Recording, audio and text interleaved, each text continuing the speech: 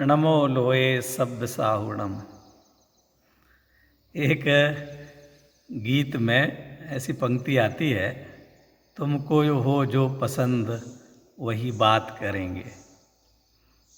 ऐसे रागी जीव परस्पर में एक दूसरे के प्रति प्रेम भाव दिखलाते हैं कि आपको जो पसंद हो हम वही बात करेंगे। तुम दिन को कहो रात, हम रात कहेंगे। ये रागियों और अज्ञानियों द्वारा कही गई बात है, लेकिन मैं पहली पंक्ति के आधार से बात कर रहा हूँ। मानो आचार्य देव कह रहे हैं, तुमको हो जो पसंद वही बात करेंगे। हमारे लिए जो इष्ट है, हमें जो अनुकूल है, हम जो चाहते हैं, उसकी पूर्ति के लिए ही आचार्य देव कथन कर रहे हैं। हम सुख चाहते हैं, निराकुलता चाहते हैं, tension less, stress less life चाहते हैं, लाइफ में फ्रीडम चाहते हैं। तो जिनवाणी ही वास्तविक फ्रीडम दिलाती है। जिनवाणी ही टेंशन लेस और स्ट्रेस लेस जिंदगी जीने की, लाइफ जीने की हमें कला सिखाती है।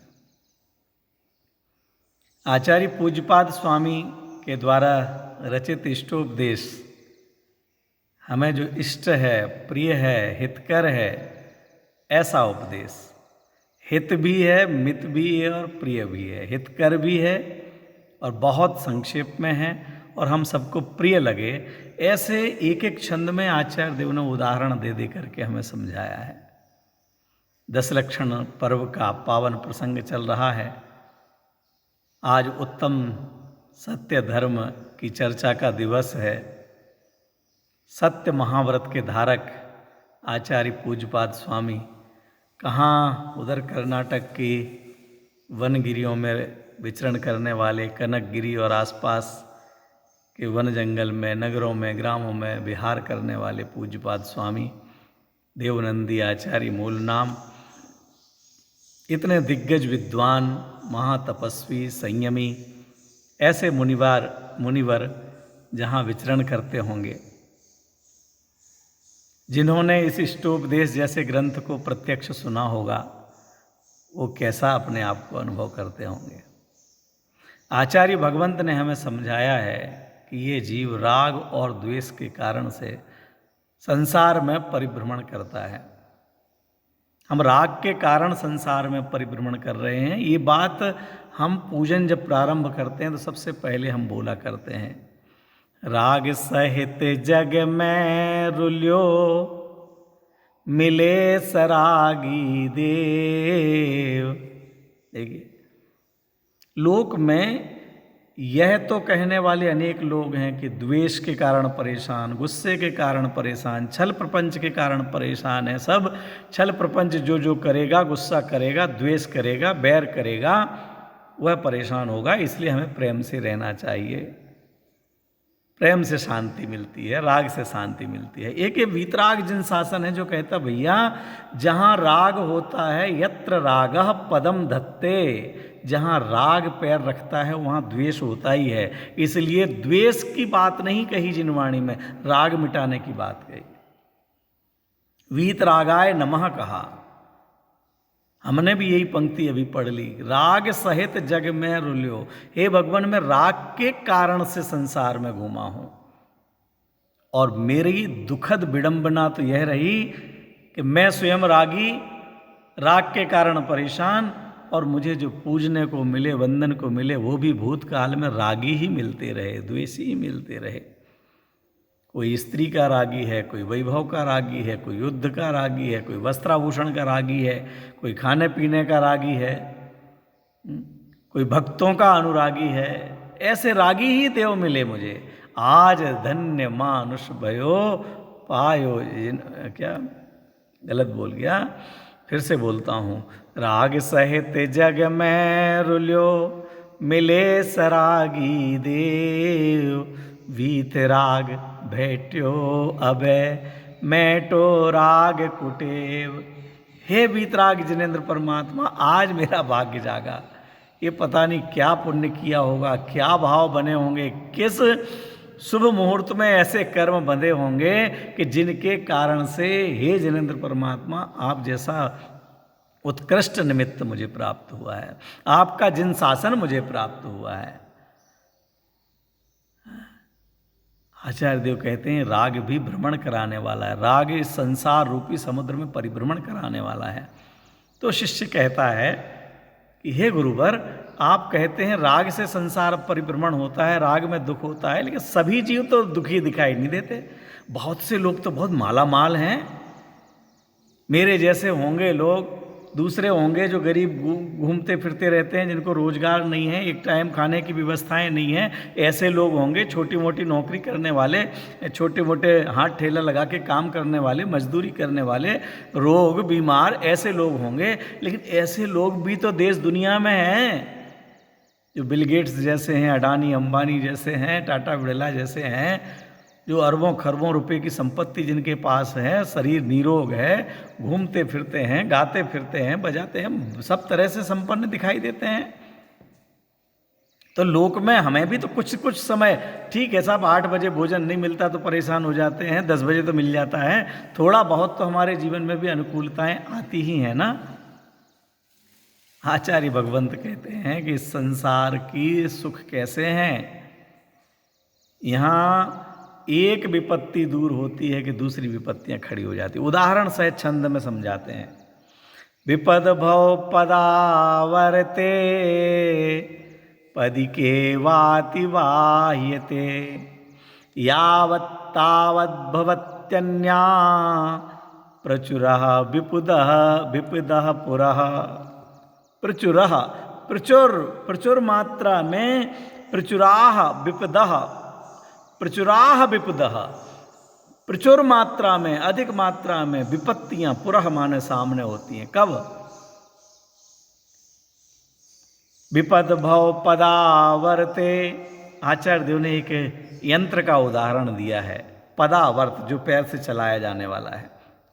अब उनके समय में पता नहीं कौन सा यंत्र चलाया जाता होगा, आज का हम बतला दें, वो भी अब तो कम होते जा रहे हैं, लेकिन फिर भी साइकिल चलाई जाती है ना। अब साइकिल, हम घाटी पर साइकिल चला रहे हों, साइकिल चढ़ा रहे हों, तो पैडल दबाते हैं, तो एक पैडल ऐसा ऊपर आ गया, हमने पूरी ताकत के साथ नीचे दबा दिया, तो अब दूसरा तो नहीं दबाना पड़ेगा ना। तो दूसरा कहते कि दूसरा फिर इधर मुंह ऊपर आ गया, अब इसे दबाते हैं इधर आ जाता, इधर दबाते इधर आ जाता।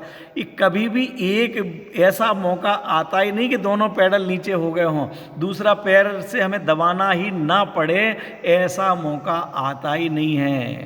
कोई व्यक्ति सोचता है बस एक पैडल हमने ताकत से दबा दिया, हाँ, तब तक दूसरा सामने, इधर, तब तक इधर, तब तक इधर। पदिके वाति, पदिका यंत्र, पैर से चलाया जाने वाला यंत्र।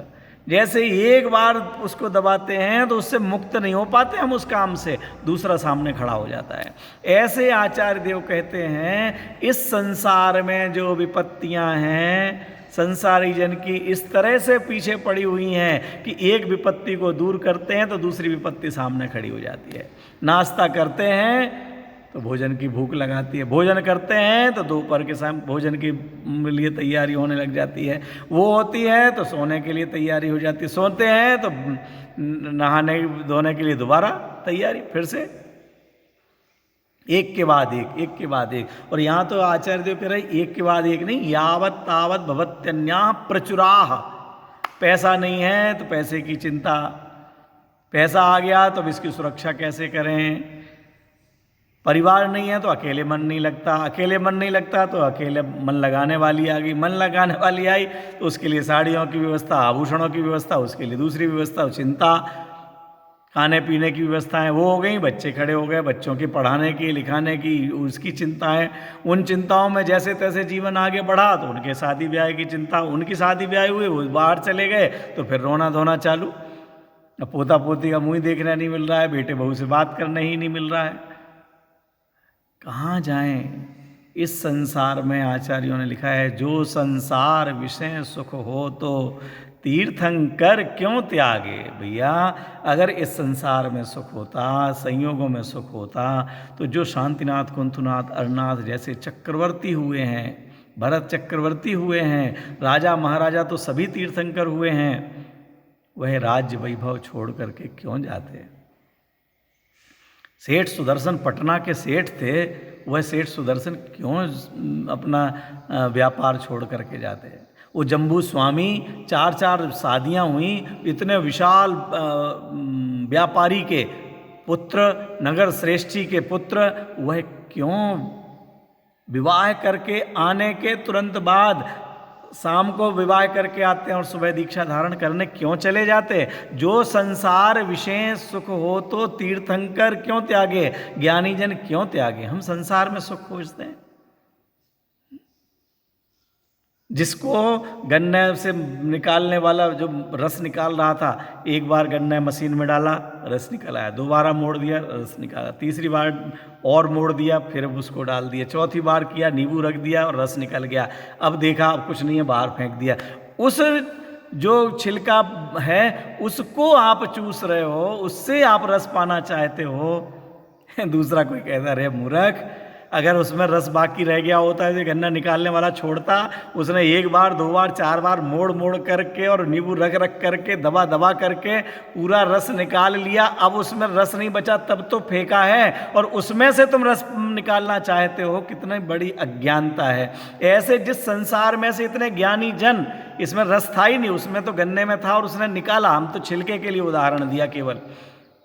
लेकिन जिस संसार शरीर भोगों के बीच में रहते हुए इतनी लंबी लंबी आयु, लाखों करोड़ों वर्षों की आयु जिन्होंने पाई, जिनकी इतनी इंद्रियां सबल और प्रबल, नौकर चाकर भरमार, उनको भी लगा कि इस संसार में सुख नहीं है।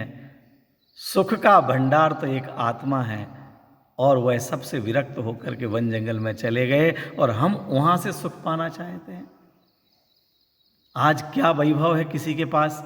जो चक्रवर्तियों के पास होता है, राजा महाराजाओं के पास होता है, जो अधिकार उनके पास थे, जहाँ 32,000 राजा जिनको नमस्कार करते हों, 100 इंद्र जिनके लिए नमन करने लगे, ऐसे तीर्थंकर परमात्मा भी ये संसार छोड़ करके सिद्ध हुए हैं।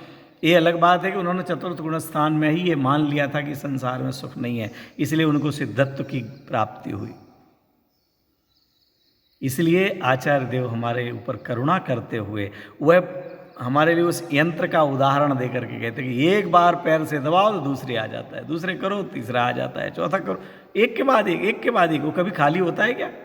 पहले रहट चला करता था कि कुएं में से पानी निकाल करके खेतों में डालते थे, अभी तो मोटर चालू हो गई। रहट होता था, उसमें अनेक घड़े जैसे मिट्टी के, फिर बाद में लोहे के आए, वो बंधे रहते थे, बैल चलता रहता था, वो घूमता। 4 वो खाली होते तो पीछे देखो तो 25 भरे हुए हैं, वो खाली हुए तो 25 और भरे हुए हैं, वो खाली हुए तो और 25 भरे हुए हैं, वो कभी खाली होता ही नहीं है। ऐसे ही संसार में एक विपत्ति निपटती है, एक समस्या का समाधान मिलता है, वो समस्या का समाधान निकाल करके हम जैसे ही पसीना पहुंचने को बैठते हैं कि देखते हैं कि पीछे और 4 समस्याएं खड़ी हुई हैं। इसलिए आचार्य देव कहते हैं कि इस संसार में सुख नहीं है। जो तुम्हें संपत्तियां लगती हैं, वो संपत्ति भी ज्ञानियों को विपत्ति के समान लगती हैं। क्या सुंदर उदाहरण देकर के आचार्य देव, आपको पहले भी कहा है कि आचार्य देव ने एक एक छंद में उदाहरण देकर के स्वयं चर्चाएं की हैं ताकि हमारे लिए कुछ समझने में कुछ कठिन लगे ही नहीं। पिछले उदाहरण में संसार समुद्र को मथने के लिए मथानी का उदाहरण देकर के बात की थी। इस छंद में तो पदिका यंत्र की बात की जा रही है। आप लोग इष्टोपदेश ग्रंथ का स्वाध्याय, मूल ग्रंथ को लेकर के अगर आप पढ़ेंगे तो बहुत आनंद आएगा। इसकी टीका भी पंडित आशाधर जी ने लिखी है। मैं उस टीका के आधार से तो चर्चा कर ही नहीं रहा हूँ, बहुत कम कोई विशेष प्रसंग हो तो उससे चर्चा लेता हूँ। आप उस टीका को भी पढ़ें, उसके हिंदी में अनुवाद है उसको भी पढ़ें, बहुत आनंद आएगा। इसका पद्यानुवाद किया है दोहा छंद में छोटा सा। जब तक एक विपद टले अन्य विपद बहु आए, जब तक एक विपद टले अन्य विपद बहु आए, पदिका जिम घटी यंत्र में बार बार भरमाए। बार बार ही घूमते रहते हैं।